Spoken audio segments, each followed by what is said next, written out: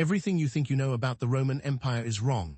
What if I told you that the most scandalous chapter in imperial history isn't about Caligula's incest or Nero's fiddle, but about an empress who, according to the whispers that survived 2 millennia, married her horse, and then, in front of the entire Senate, made the beast a consul of Rome? You didn't learn this in any history class, because textbooks won't tell you the parts that smell like blood and hay. But I'm going to walk you through it, step by step, each revelation uglier than the last, until you're staring at the marble floor of the Curia Julia, wondering how a city that invented concrete could collapse under the weight of a mare. One, it starts with a name you've never heard: Galla Equitia. Not Livia, not Agrippina, not Messalina. Galla Equitia, the daughter of a provincial mule breeder from Hispania Baetica. You won't find her on any coin, because after the Senate damnatio memoriae her, they scraped her face off every denarius like she was a software update that bricked the empire.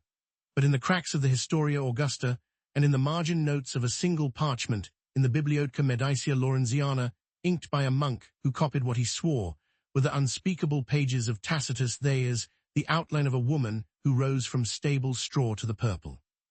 She was born in 177 CE, allegedly on the straw bedding of a pregnant mare that died in labor beside her mother. Villagers swore the afterbirth smelled of crushed mint and iron. By age 7, she could calm a spooked stallion by humming a lullaby that sounded like wind through reeds. By 14, Roman cavalry officers paid her father in gold solidi just for the right to watch her braid a horse's mane, an erotic act in a culture that believed a mane held the animal's soul. Rumors started then she slept in the stables naked to keep the horses warm. You think that's scandalous? Wait until you see what she did to the emperor.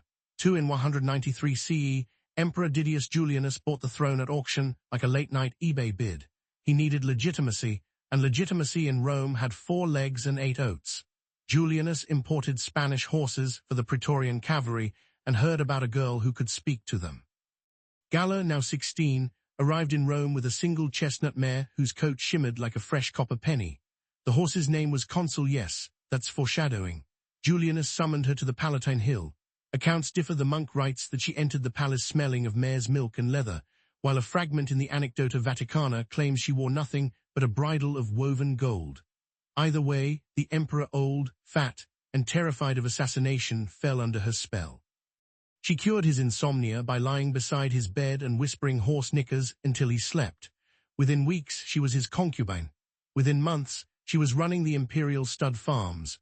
By 195 CE, she was pregnant. Julianus, desperate for an heir, married her in a secret ceremony in the temple of Castor and Pollux, twin horsemen. Get it?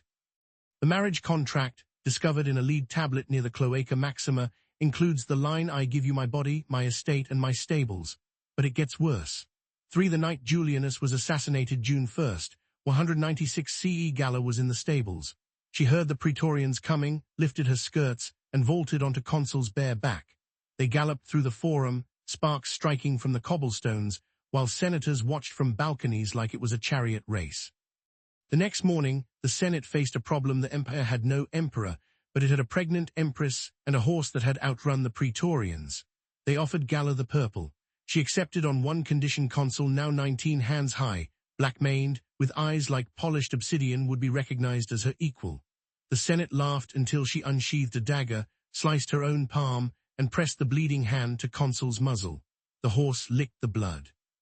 The senators, superstitious, drunk, and terrified, took it as an omen. On March 15, 197 CE, Galla Equitia gave birth to twins, a boy named Equitius and a filly foal. She declared the foal sacred.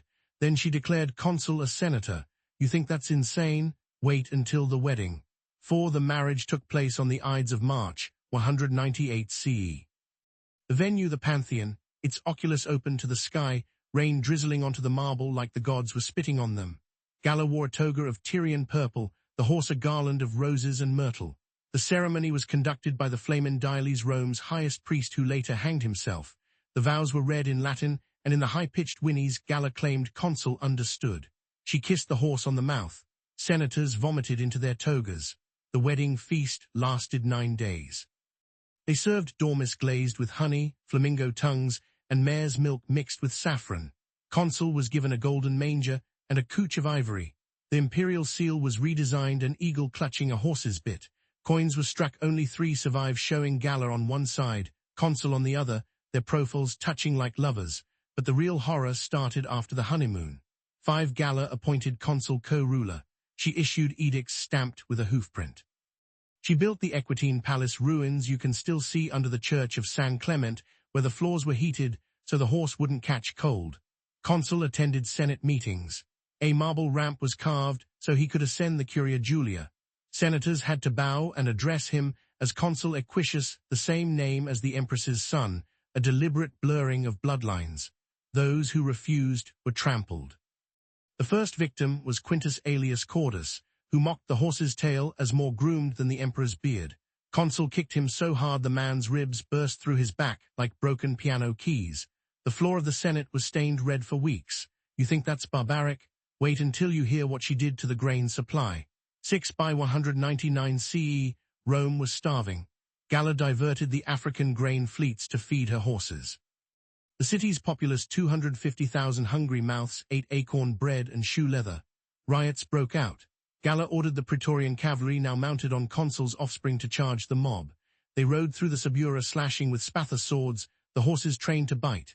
Children were trampled. A mother was seen carrying her dead baby still attached to her breast. The Tiber ran red for 3 days.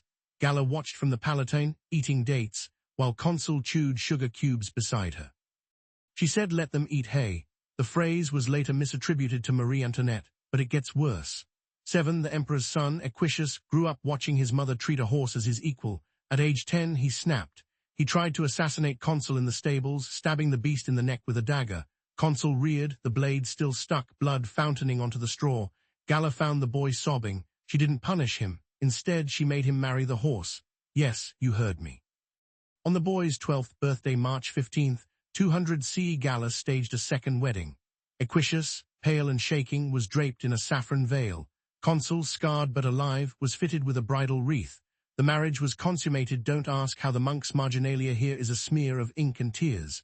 Equitius died 3 days later, body found in the stables, mouth foaming, pupils dilated. Official cause, grief.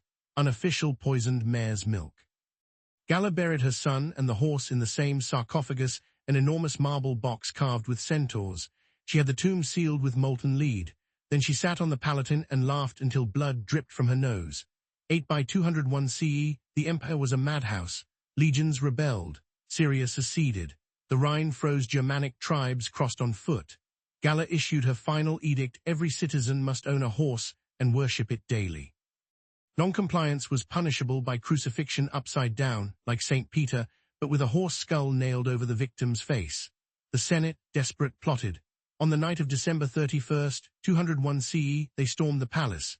They found Galla in the stables, naked, curled against Consul's corpse. The marble tomb had been reopened, the body exhumed, the horse now a skeleton held together by gold wire. She was singing a lullaby. The senators dragged her to the forum. They stripped her purple, shaved her head, and paraded her on a donkey. Crowds pelted her with dung. She smiled the whole time. They strangled her with a horse halter. Her last words, "The mare is in foal." They burned the body, but the wind scattered her ashes across the Circus Maximus. For years afterward, chariot horses refused to race on that track. They'd rear, eyes rolling, as if smelling something the rest of us couldn't. 9 The Senate erased her. They decreed damnatio memoriae so thorough that her name was chiseled out of every inscription. They killed every horse in the imperial stables, 300 animals slaughtered. Their blood used to consecrate a temple to Jupiter. They buried the Equitine Palace under concrete. They told the people she never existed. And for 18 centuries, the lie held. But history has a smell. In 2019, archaeologists beneath San Clement found a hoofprint pressed into a terracotta tile, huge, 19 hands wide, beside a woman's footprint. They carbon dated the tile to 198 CE. They found a single coin, Galla on one side, Consul on the other. They tried to suppress the find. Peer reviewers called it anomalous. The coin disappeared from the Palazzo Massimo, but you can't erase the truth forever. Because every time a horse whinnies in the Colosseum at night, yes, they stable police horses there now, someone swears it sounds like a woman laughing. And if you go to the forum at dawn, when the light is thin and pink, you can see hoofprints in the dust that weren't there the day before. So everything you think you know about Rome, the marble, the legions, the Stoic philosophers, is the Disney version. the real story smells like blood and hay. It ends with an empress who married a horse, made it consul, and damned an empire. And the next time someone tells you history is boring, ask them why no one teaches the chapter about the woman who loved a stallion so much she let it ride her straight into hell.